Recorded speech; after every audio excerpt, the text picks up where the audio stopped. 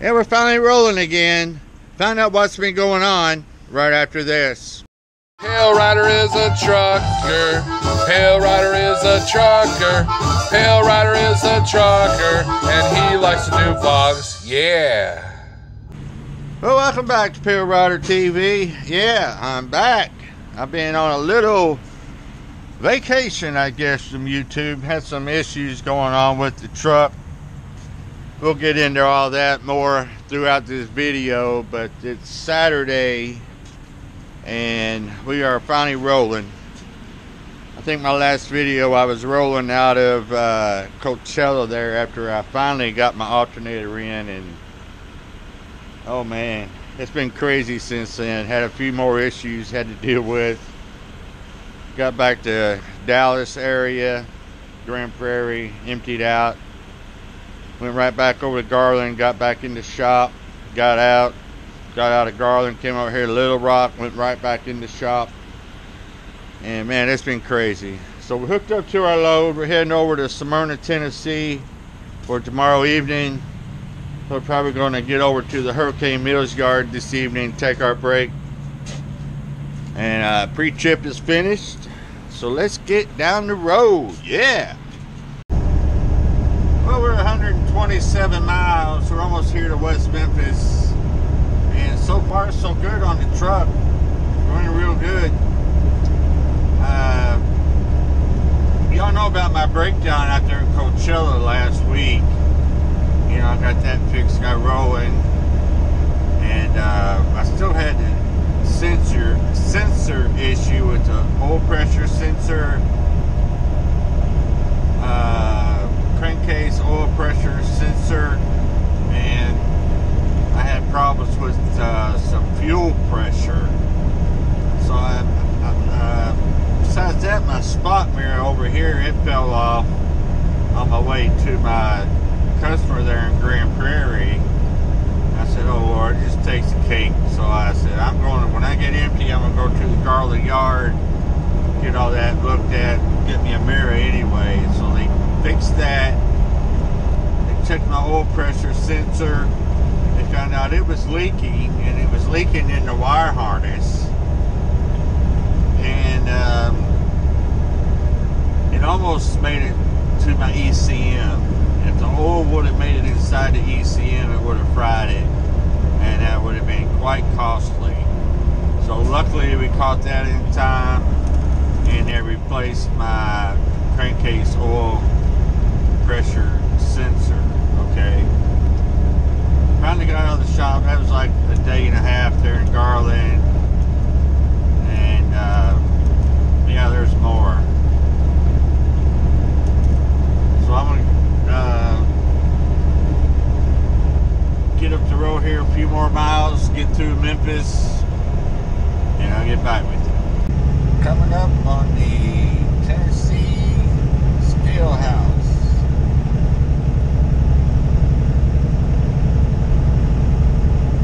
See if they're open or closed. I think they're closed. It's Saturday, and they are closed. Yeah.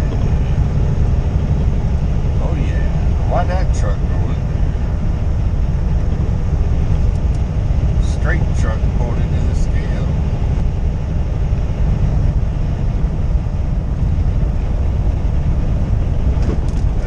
They're parking. What are you doing? They're closed. They don't know.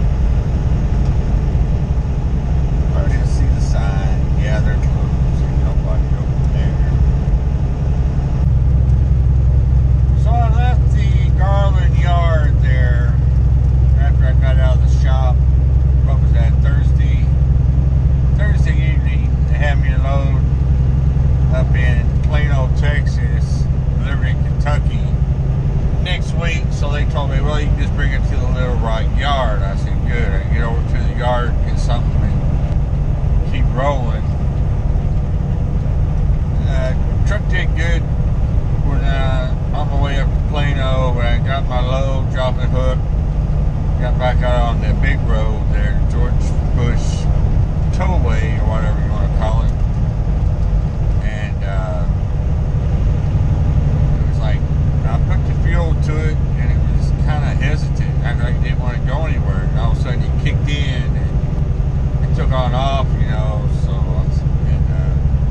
engine light came on. I said, oh no, what now?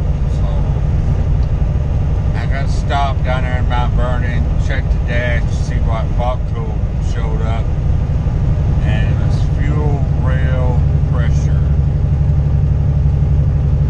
I said, man, what the heck? I thought all the codes and everything were cleared out because of the, the oil in the wire harness. I thought, that was what we thought. There at the shop too, they were just throwing off codes. Apparently not. So I said, hey, on it. I said, well, I'm going to go to bed right now, aggravated, frustrated. So I went to bed, got up the next morning, I cranked it up, and the check engine light came back on, same thing, fuel rail pressure. So I said, oh man, so, well, I'm going to make it to Little Rock. I don't care if it takes me all day, I'm going to drive it to Little Rock and see what's going on. Got to Little Rock, and last night or yesterday they got me in the shop and they were checking around, hooked the laptop up to it, to the ECM, find out, and they did some digging and found out that one of my fuel filters was bad. It was all clogged and it was just in bad shape. I didn't see it. The mechanic would just tell, or the technician would just tell me that it was in bad shape. So last time I got my truck serviced was across from the yard there at the Loves, and apparently they only switched out of 2 fuel filters. They only switched out 1. So the one they did not switch out was the one that was going bad. So they replaced the fuel filter, backed the truck out of the shop, hooked the laptop back up to the truck, and they did a manual regen on the truck. They said once it's finished regenning, that should be your issue, because that fuel filter was in bad shape. I said, dang, that's good, I hope so. So I don't know, it regened about a good 45 minutes to an hour, and it stopped. Tech went back out to the truck, checked everything. All the fault codes were off, no check engine light, and it's been running good since. So I'm real happy about that. Downtime was probably what was killing me, especially out in California last week, waiting 4 days for the part to come in. See, Thursday, Friday, Saturday, Sunday, 4 days. And man, that killed me out there. All that downtime and hotel room money, man, that ain't no fun. I had to eat, so we're getting ready to get over here to the Hurricane Mills yard and take our break for the night. We're just happy, man. It's good to be back on the road, and I've been so stressed here the last week coming back to California, worried about the truck making it back with all the oil pressure sensors and all that, and the fuel rail pressure, man, it's crazy. A lot of stress. I mean, been dealing with stress, worry, and all that stuff, and struggling financially, being down and all that. It's been tough, but I'm so happy right now. The truck's running good, and back on the road. Sorry about not doing any videos about that. I really wasn't up to it, and didn't really feel like getting into it at the time and all that. So, but I thought since the day the truck's out of the shop, the truck's running good. I got another load, and I thought, well, let's do a vlog today. Get back into it. Get back on YouTube again. So here we go. Well, we're parked for the night. We're here at the Hurricane Mills yard, hanging out here. Going to take our break. We drove 300 miles over here from the Little Rock yard Truck did good. Didn't have any issues, thank goodness. I think we got it back on track. I'm not going to say 100% or not going to celebrate because I don't want to jinx anything. Yeah, I'm kind of superstitious here lately. All these issues I've had at the same time. You know, usually breakdowns do happen out here in the trucking industry. But it's just a matter of when and how bad they are, and usually they're spaced out. You know, you go however long, have a little breakdown, go a little bit longer, have something come up, issue, breakdown, whatever. But to have all this within a week and a half time, it kind of wears on you, man. I swear it does. I know a lot of you probably know what I'm talking about and probably have experienced it too. But as far as the mechanics and the breakdowns themselves, it wasn't all that bad.